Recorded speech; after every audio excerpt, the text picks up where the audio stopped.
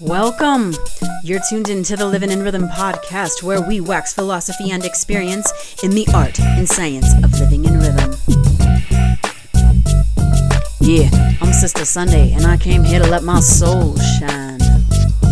It's a lifestyle, you know what I'm saying?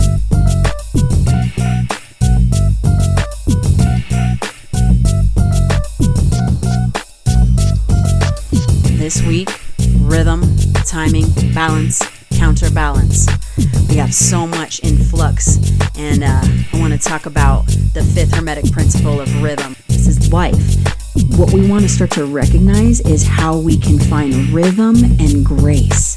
There's a cadence to understanding this rise and fall, this push and pull, this tide of ebb and flow.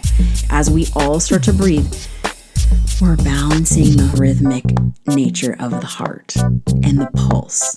And this is cool. So breathing practices are great for just keeping the pace, getting a rhythm going, finding that neutrality, that calmness in the center. 1 to 3 breaths can get you there. So practice that, and then as you get more adept, tune into the heartbeat. Feel that pulse, that rhythm, that ripple.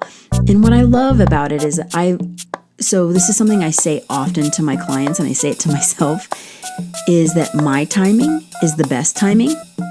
Your rhythm is the best rhythm. Your timing is the best timing. And so the more we honor that, the better. Then it becomes this question of, are we pushing ourselves? Are we actually going to that edge? Or are we staying in a place of really, really comfort, cozy ease? I love looking at, if I'm listening to a song a lot, I will look back at the astrology of the song. And I did this with Jimi Hendrix last year with the Axis Bold as Love. When I was starting to study the nodes going into Taurus and Scorpio, Jimi Hendrix, Axis Bold as Love was coming into my head. And I was like, I've got to look this up. And so I figured out that he wrote it during the North Node in Taurus, South Node in Scorpio.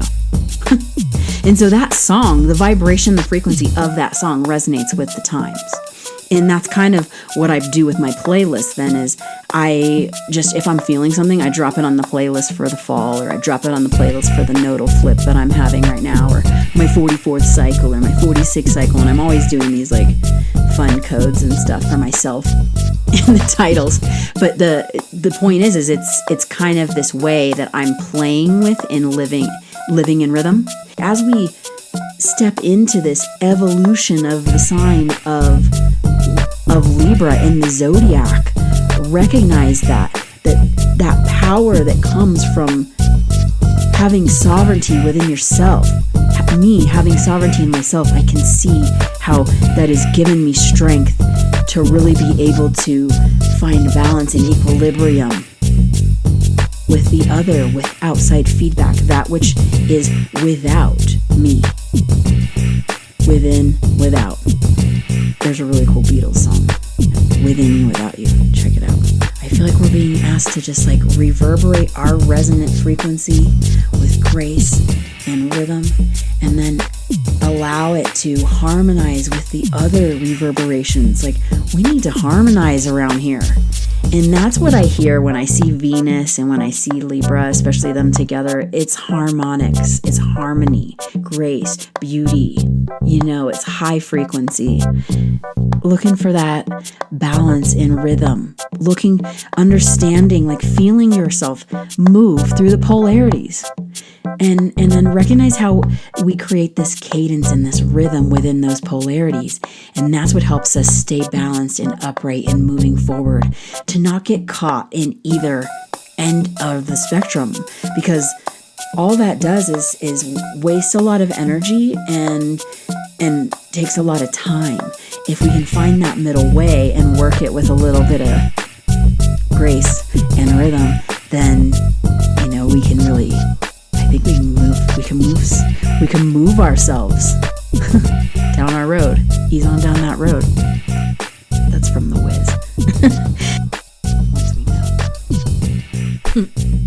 All right, y'all. Thanks for tuning in. I had fun today. and I hope you did too.